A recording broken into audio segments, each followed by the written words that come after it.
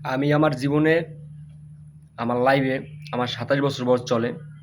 এই ২৭ বছরে আমি বহুত কিছু দেখছি এই ঢাকাতে আইসা।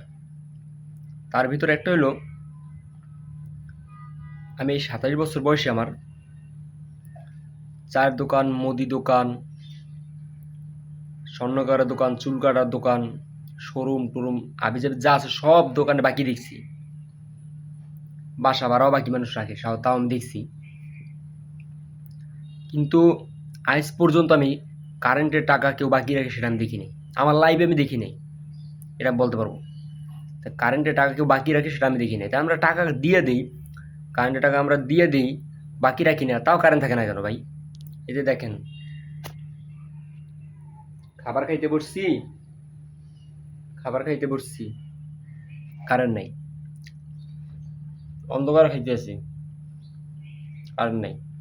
আমার প্রশ্ন হলো এটা, যারা ভিডিওটা দেখতেছেন আসলে আমার কারেন্ট বিল দিয়ে দিই নগদ, তা কারেন্ট কেন থাকে না? এই ভিডিওটা কমেন্ট করে আপনারা সবাই জানান যে আপনারা কি আমার সাথে একমত কিনা।